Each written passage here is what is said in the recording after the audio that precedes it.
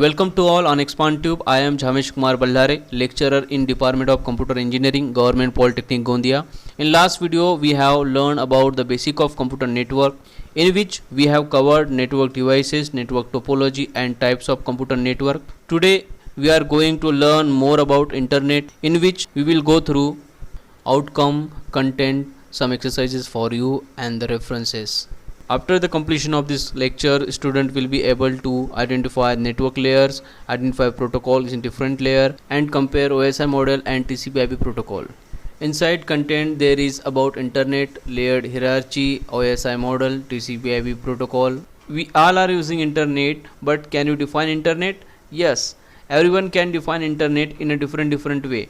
Internet is nothing but a global computer network that providing a variety of information and communication facility consisting of interconnected networks using a standardized communication protocol, or you can say internet an electronic communication network that connect the computer networks and organizational computer facilities around the world. For better understanding, we are going in a flashback. In 7 February 1958 was a day Secretary of Defense Neil McElroy signed the Department of Defense Directive 5105.15. His signature launched the Advanced Research Project Agency (ARPA), now known as the Defense Advanced Research Project Agency (DARPA). The creation of the agency is an important moment in a science history because it led to creation of an internet we recognize today. The Cold War was in a full swing in the 1950s, and the US was worried about the Soviet Union growing scientific prowess because the Sputnik 1's launch in the 1957. The US military was concerned about the Soviet Union attacking from the space and destroying the US long distance communication network. The existing national defense network relied on a telephone lines and wire that are susceptible to damage. In 1962, JCR Linkleader, a scientist from the ARPA and MIT, suggests connecting computer to keep in a communication network active in a US in the event of nuclear attack. These networks come to be known as the ARPA networks or ARPANET. Packet switching made data transmission possible in 1965,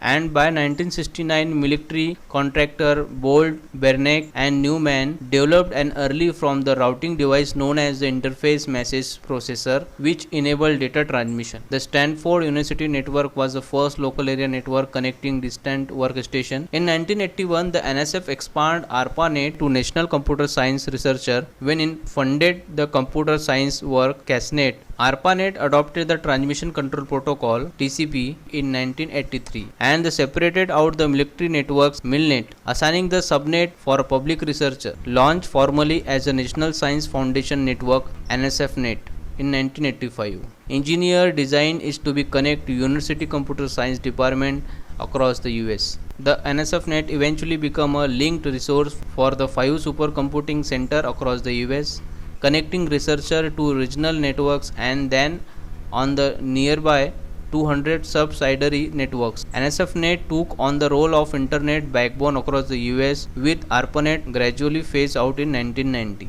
1989 saw a major step forward in the internet communication. Tim Berners-Lee of a European Organization for the Nuclear Research created the Hypertext Transfer Protocol (HTTP), a standardization that gave diverse computer platforms the ability to access the some internet site. For this reason, Berners-Lee is widely regarded as the father of World Wide Web (WWW). The Mosaic web browser created in 1993 at the National Center for Supercomputing Application. Mosaic was the first to show image in line with the text, and it offered many other graphics user interface norms we have come to expect today. Eventually, the NSFNet modified the acceptable use policy for the commercial use, and by 1995, the internet provider model created network access points that allow the for-profit commercial side of the internet to be developed.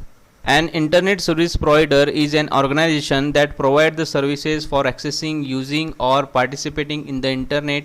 Internet service providers can be organized in a various forms such as commercial, community-owned, non-profit or otherwise privately owned. Internet service typically provided by ISP can include internet access, internet transit, domain name registration, web hosting, Usenet services. An ISP typically serve as the access point or the gateway that provide a user access for everything available on the internet. In our country, BSNL, Jio, Vodafone, Idea, Airtel, all are nothing but the internet service provider ISP. They charge us for the maintenance of resources, for services, for facilities. Nowadays, the use of internet is simple and the user friendly, but if you want to understand the actual working of internet, then it is slightly complex. That's why, to reduce the complexity, network are organized as a series of layers. Name of each layer, content of each layer, and the function of each layer differ from network to network. Purpose of each layer to offer the certain services to the higher layers. In this diagram, every layer is offer some services to the other layer, host 1 and host 2. Every host having the three layers, layer 1, layer 2 and layer 3. On the same side, host 2 having the same layer, that is layer 1, layer 2 and the layer 3. And every layer having there is some interface, means that every layer is offering some services to the other layer. And these two hosts are connected with the help of physical medium. Both the hosts are communicating with L1 protocol, L2 protocol and L3 protocol. Here the dotted arrow is showing virtual communication and solid arrow is showing actual communication. This is a layered architecture of a network where we are showing layers, protocols and the interface. For better understanding of a layered architecture, we will uncover some basic terms in the layered architecture. First one is that entities. Active element of each layer is called entity. There are two types of entity. First one is software entity, second is hardware entity. Software entity is nothing but the any kind of process which is carried out for sending and for receiving the data. And second is hardware entity, which is nothing but the any kind of intelligent input output chip, is nothing but the hardware entities. Second one is that peer entity, that is the entity in a some layer but on a different machine is called a peer entity. Second is that services, that is provide some kinds of facility to the other layer, is nothing but the services. Next one is that service primitive, which is nothing but the sets of operations for establishing the connection between sender and receiver, like listen, connect, receive, send, disconnect. Such type of sets of operation is nothing but the service primitives. Next is that a protocol. Protocol is nothing but the sets of rules which govern the format and meaning of the frame packets of the message that are being between the peer entities. A protocol is nothing but the sets of rules that govern the data communication. Protocol defines the method of communication, how to communicate, when to communicate. A protocol is the agreement between the communicating parties on how the communication is to be proceed.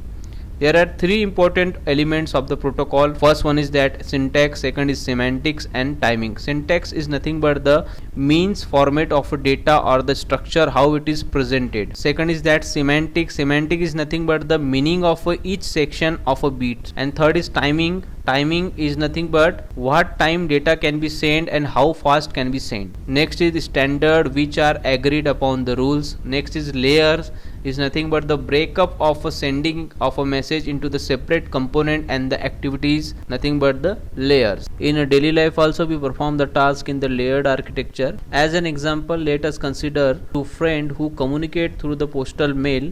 The process of sending a letter to a friend would be a complex if there were no service available from the post office. In a first step, sender write a letter and put in the envelope and dropped in the mailbox. Then next step is a letter is carried from the mailbox to the post office. After that, the letter is delivered to a carrier by the post office. The parcel is carried from the source to destination. The letter is delivered from the carrier to the post office. Next, the letter is carried from the post office to the mailbox and the letter is picked up, removed from the envelope and the read by the receiver. So here sender is the host 1 and the receiver is the host 2, and whatever step is carried out from sender to receiver, this is nothing but the layers. So we can say that the host 1, that is the sender, having the different layers, and the host 2, that is the receiver, having the different layer. The sum operations perform at the end of sender while the sum operations perform at the end of receiver, and every layer offers some services to the other layers. This is nothing but the layered architecture. International Organization for Standardization, that is ISO, is established in 23 February 1947, which is multinational body. dedicated to worldwide agreement on international standard which are open for communication with the other system. An ISO standard that cover all the aspects of network communication is the Open System Interconnection, that is OSI model, that is a network architecture. OSI model was first introduced in the late 1970s. This is the OSI model which having the 7 layer from physical layer to application layer, and different protocols are used in the different layers of OSI models. In the physical layer, we convert the data bits into the electrical signal and decide the transmission mode, which may be coaxial cable, fiber optic cable or wireless mode. In second layer, that is a data link layer, we organize the bits into the frame and we transmit the data with the help of Ethernet, SLLIP, PPP, FDDI protocol. After that, in network layer, organize the frame into packets, and with the help of IP security, ICMP, IGMP protocol, we transmit the data. In transport layer, segments is transmit to the layer with the help of TCP, UDP, ECN, SCTP, DCCP protocols. In session layer, we manage and synchronize the conversation between two systems with the help of different protocol like various API sockets. Data is translating as per of user requirement, as per of user understanding with the help of SSL, FTP, IMAP, SSH protocol. And the application layer is provide the user interactions with the system with the help of HTTP protocol, FTP, IRC, SSH, DNS protocols. User interact with the help of application layer and send the data from one system to another system with the help of application layer. The data is going from up to down from one end, and with the help of physical layer it transmitted to the another system from bottom to top. Basically this is the flow. Firstly, user interact with the application layer and send the data from one system. Data is transmitted through different layer, and with the help of physical layer it transmitted from one system to another system at the second end of a system. At this end again the user receive the data with the help of application layer. Every layer of OSI model having the different function. Physical layer is responsible for make and break a connection, define voltage and data rate, convert the data bit into the electrical signal and decide the transmission media. Also to transmit bits over a media to provide the mechanical and electrical specification. Data link layer is responsible for synchronization, error detection and correction, to assemble the outgoing message into the frame and to provide the hoop to hoop delivery. Network layer is responsible for to move a packet from source to destination, to provide the internetworking, routing of a signal, dividing the outgoing messages into the packets, act as the network controller for routing data. Transport layer is responsible for deciding whether the transmission should be parallel or a single path, multiplexing, splitting or segmentation of data, provide the reliable process to process message delivery and error recovery. Session layer is responsible for to manage and synchronize the conversation between the system, user identification, billing and session management, to establish, manage and terminate the session. Presentation layer is responsible for to translate, encrypt and compress the data. Application layer is responsible for to allow access to the network resources, a refreshing file of information login, password checking, etc. Next is a TCP IP model.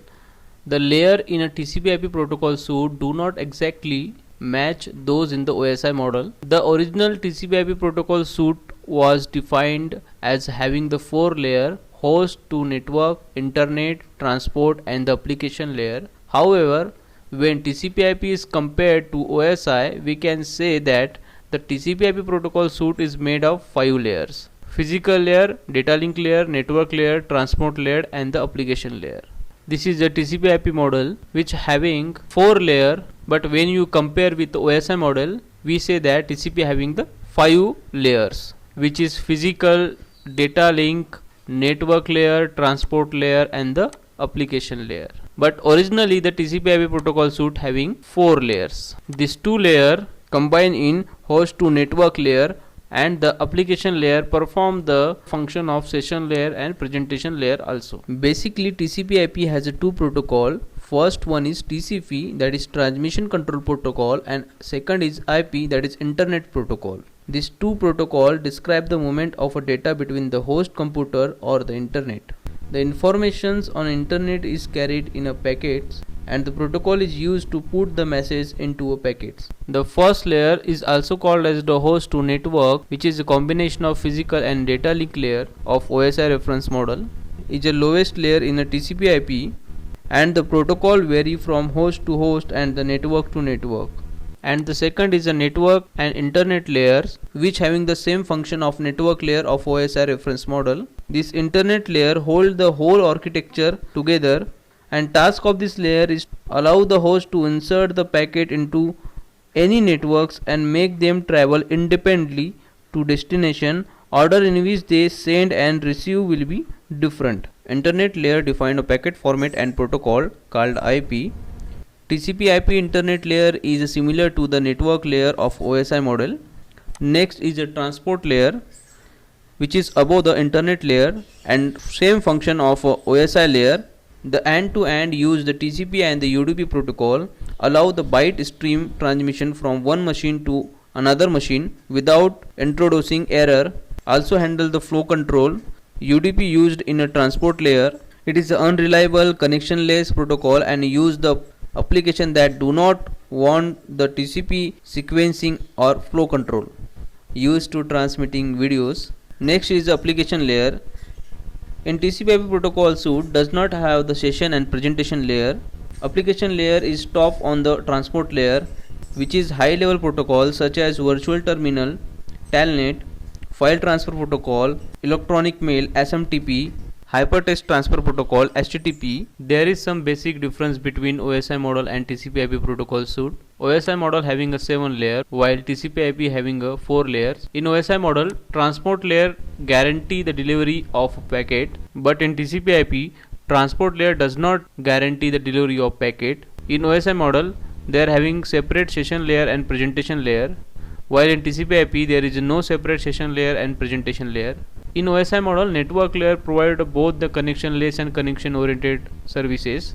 In TCP/IP, network layer provide only connectionless services. In OSI model, it defined the service, interface and protocol very clearly, but in TCP/IP, it does not define service, interface and protocol very clearly. OSI model is a horizontal approach, while TCP/IP vertical approach. OSI is truly general model, while TCP/IP cannot be used for any other application. So these are some differences between OSI model and the TCP/IP protocol. These are some exercises for you. Internet initial development was supported by Microsoft, ARPANET, Bill Rogers and Bill Gates.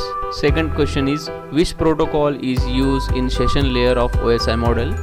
IP, Ethernet, TCP, various. Write your correct answer in the comment box. These are some references. If you have learned something from this video, then like this video, share this video and subscribe this channel.